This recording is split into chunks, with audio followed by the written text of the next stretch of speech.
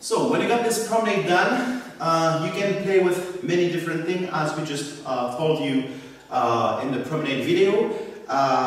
This is one thing that I really like to do and that we like to teach also, and which is very helpful in social dancing when you party, is to change the direction at one point. And the easiest things to do is to change first on just 2 beats. Okay, so here, what we're going to use exactly the same thing, but we were doing something linear. Okay, so we were doing this promenade just straight ahead here. 1, 2, 3, and 4, 5, 6, 7, and 8. Okay, so now imagine that on my 5, 6, and look, we're going to do this. This is a dancing couple in the party. So we don't want to bump into them and we need to change our direction. So we got a certain space. 1, 2, 3, and 4, 5, 6. So there is 2 solutions now. Maybe I can do this and she can sit and we can wait, but we're not here to do this. So we don't have the space. Then from here, I'm gonna change my direction on my last 2 beats, which is right now the triple steps. So I'm just going to use the same principle that we've been working on this game. That's why this game is pretty important. And you want to have this, and I'm just going to move my body in that direction, boom, ba-da, and create another move. Okay, so if we do it here, we will have this. 1, 2, 3, and 4, 5. I want to stop her.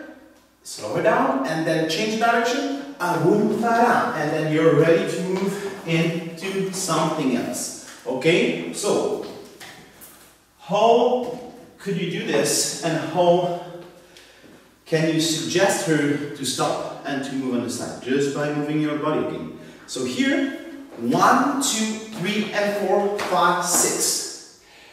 This is right now very important. I'm holding. It's like I'm taking like this, like 1, 2, 3, and 4, 5, 6, and then triple step. Okay, you don't want to have 1, 2, 3, and 4, 5, 6 triple step because she won't have the time to understand what you are expecting from her. Okay, so if we exaggerate it, that's gonna look. It's not pretty visual. You don't see it, yeah. But I feel it, and he feels it, obviously. So let's try to exaggerate it. 1, 2, 3, and 4, 5, 6, and then a triple step. Okay? So I don't know if you will understand it in English, but we call that a small soupir.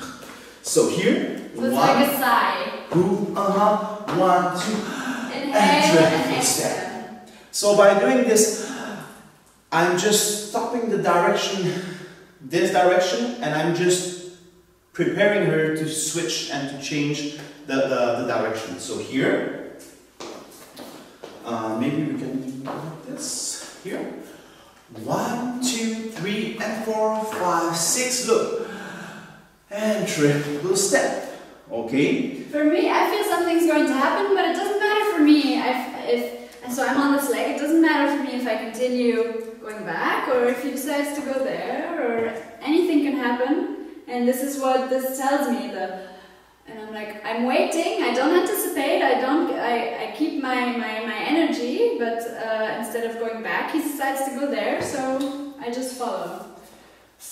If like there is 1,000 variation that you can do after this 6, okay, which can also be a 4 or any kind of counts. But if you want to keep it basic and to have the triple step, you have to make sure that the triple step is, as usual, coming from the body. Because if I start doing this, 1, 2, blah, blah, blah, blah, 6, and triple step, she's not going to be able to feel what I want to do because my legs are going before my body. So what I want to do, the dancing space is here. I want to unbalance my body to move the dancing space first and to make sure that we will be together.